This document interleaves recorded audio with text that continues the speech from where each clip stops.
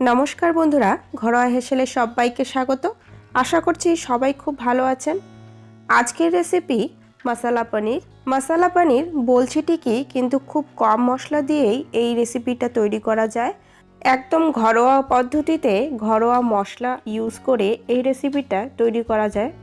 নিরামিষ দিনে এই রেসিপিটা খেতে দুর্দান্ত লাগে। গরম ভাত, রুটি, পরোটা যে কোনো কিছুর সাথে এই পনিরের তরকারিটা খেতে দারুণ লাগে। তাহলে আর দেরি না করে আজকে রেসিপিটা ঝটপট শুরু করা যাক। প্রথমেই এখানে আমি কড়াই বসিয়ে দিয়েছি। কড়াই দিয়ে দিলাম তেল। এখানে 3 টেবিল চামচের মতন তেল নিয়েছি।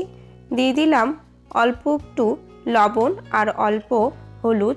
এবার লবণ আর হলুদটাকে খুব ভালো করে তেলের সাথে মিশিয়ে নিলাম। এখন ছোট ছোট কিউব করে পনিরগুলো আমি কেটে নিয়েছি। এই পনিরগুলো আমি এখন একটু ভেজে নেব। খুব বেশি করে ভাজবো না, অল্প লাল লাল করে ভাজবো। পনির কিন্তু খুব বেশি করে ভাজলে পরে, মানে কড়া করে ভাজলে পরে পনিরটা খেতে কিন্তু একদমই ভালো লাগবে না, শক্ত শক্ত হয়ে যাবে। তার জন্য খুব হালকা করেই পনিরটা ভাজবেন। দেখুন আমার পনির ভাজা হয়ে গেছে।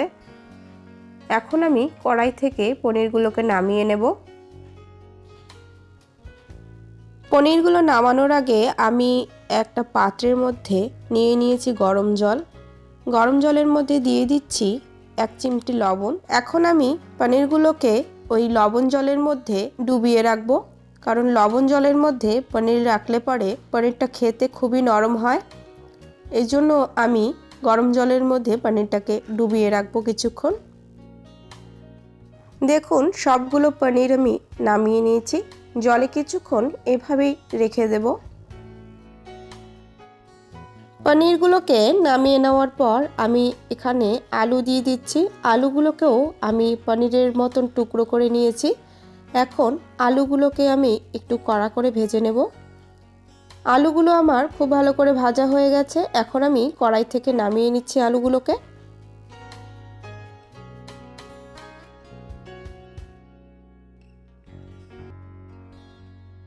কড়াই থেকে আলুগুলোকে নামানোর পর আমি আর একটু পরিমাণে তেল দিয়ে নিয়েছিলাম। এখন দিয়ে দিচ্ছি গোটা জিরে, দিয়ে দিলাম একটা শুকনো লঙ্কা, একটা তেজপাতা, 2টো এলাচ, 4-5টি লবঙ্গ, আর দিয়ে দিচ্ছি 4-5টার মতন গোলমরিচ, আর দিয়ে দিলাম 1 টুকরো দারচিনি।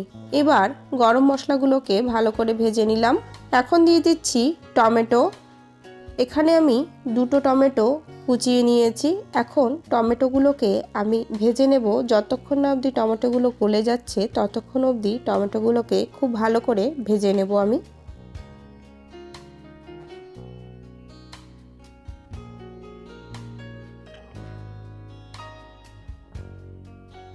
এখন দিয়ে দিচ্ছি সামান্য পরিমাণে লবণ, কারণ লবণটা দিলে পরে টমেটোটা খুব তাড়াতাড়ি গলে যাবে, এর জন্য লবণটা দিয়ে দিলাম।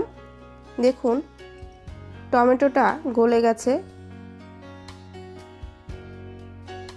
এখন আমি দিয়ে দিচ্ছি আদা বাটা। আমি কিন্তু এটা শিলনোড়ায় বেটে নিয়েছি আদাটাকে। এখন আদাটাকে আমি টমেটোর সঙ্গে খুব ভালো করে মিশিয়ে নিচ্ছি, নাহলে আদার যে কাঁচা কাঁচা গন্ধ সেটা থেকেই যাবে। এর জন্য আদাটাকে কিছুক্ষণ ভেজে নিলাম। এখন আমি দিয়ে দিচ্ছি স্বাদ অনুযায়ী লবণ, 1 চামচের মতন হলুদ গুঁড়ো, 1 চামচের মতন ভেজে রাখা জিরে গুঁড়ো, আর দিয়ে দেব 1.5 টেবিল চামচের মতো কাশ্মীরি লাল লঙ্কার গুঁড়ো। এখন সব মশলাগুলোকে খুব ভালোভাবে কষিয়ে নেব।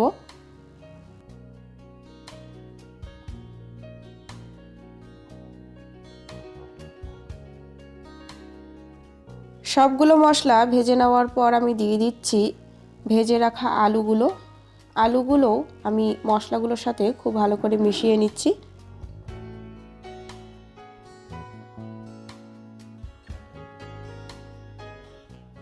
আলুগুলোকে মিশিয়ে নেওয়ার পর আমি এখানে দিয়ে দিচ্ছি কাজু বাটা। এখানে আমি প্রায় 7-8টার মতন কাজু পেস্ট করে নিয়েছি। এখন আমি অনবরত নাড়তে থাকবো, কারণ কাজু কিন্তু নিচে লেগে যাওয়ার ভয় থাকে, তার জন্য নাড়তে হবে। এখন সবগুলো মশলাকে খুব ভালোভাবে কষানোর জন্য আমি সামান্য পরিমাণে জল দিয়ে নিচ্ছি। জল দেওয়ার পর মশলাগুলোকে ভালোভাবে মিশিয়ে নেব। এখন আমি দিয়ে দিচ্ছি সামান্য পরিমাণে চিনি। চিনিটা টেস্টটা ব্যালেন্স করবে। এখন চিনিটাকে ভালোভাবে মিশিয়ে নিয়ে 5 মিনিটের জন্য লো ফ্লেমে ঢেকে দিলাম। 5 মিনিট পর ঢাকনাটা তুলে নিয়ে আমি আরেকবার নেড়ে নিচ্ছি, কারণ কাজু দেওয়া আছে, কাজু কিন্তু নিচে লেগে যেতে পারে, তার জন্য আমি ঢাকনাটা তুলে একবার নেড়ে নিলাম। এভাবে আবার আমি 5 মিনিটের জন্য ঢেকে রাখবো। 5 মিনিট পর আমি আবারও ঢাকনাটা তুলে নিচ্ছি। দেখুন প্রায় নিচে লেগে যেত, আমার একটু ঢাকনাটা তুলতে লেট হয়েছে, আপনারা কিন্তু এই ভুল করতে যাবেন না। এখন আমি অনবরত নাড়তে থাকবো, যতক্ষণ অবধি মশলা থেকে তেলটা ছেড়ে দিচ্ছে ততক্ষণ আমি এভাবেই নাড়তে থাকবো। তেল ছাড়া প্রায় শুরু করে দিয়েছে। আমি এখন দিয়ে দিচ্ছি পনিরগুলো দেখুন কতটা নরম হয়েছে। এখন সবগুলো পনির দেওয়ার পর আমি মশলাগুলোর সাথে খুব ভালোভাবে পনিরগুলোকে মিশিয়ে নেব। পনিরগুলোকে কিছুক্ষণ মশলার সাথে ভালোভাবে কষিয়ে নিচ্ছি, যাতে পনিরগুলোর ভেতরে মশলাগুলো ঢুকে যায়। এখন দিয়ে দিচ্ছি গরম মশলা গুঁড়ো, এখানে হাফ চামচের মতন গরম মশলা গুঁড়ো দিয়েছি। এখন খুব ভালোভাবে গরম মশলার গুঁড়োটাকেও মিশিয়ে নেব।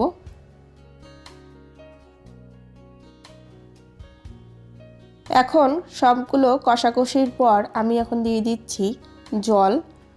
যে জলটার মধ্যে পনিরগুলোকে আমি ডুবিয়ে রেখেছিলাম সেই জলটাই আমি দিয়ে দিচ্ছি। লবণটা একবার চেক করে নেবেন, কারণ যখন পনিরগুলো ভেজেছিলাম তখনও কিন্তু লবণ দিয়েছিলাম, আর যখন লবণ জলে চুবিয়েছিলাম সেখানেও আমি লবণ দিয়েছিলাম, তার জন্য লবণটা একবার চেক করে নেবেন। খুব ভালোভাবে মিশিয়ে নিচ্ছি জলের সাথে। এখন জাল ওঠা অবধি অপেক্ষা করব। অল্প অল্প জাল ওঠা শুরু করেছে। এখন আমি দিয়ে দিচ্ছি কাসুরি মেথি। এইভাবে হাতে ডলে নেবেন। আরও যদি ভেজে নিতে পারেন কাসুরি মেথিটাকে, তাহলে সেন্টটা আরও ভালো আসবে, কিন্তু আমি ভেজে নিলাম না, আমি এভাবেই দিয়ে দিচ্ছি। হাতে একটু সামান্য ডলে নেবেন, তাতে স্মেলটা বেরিয়ে আসবে। এখন খুব ভালোভাবে এগুলোকে মিশিয়ে নিচ্ছি।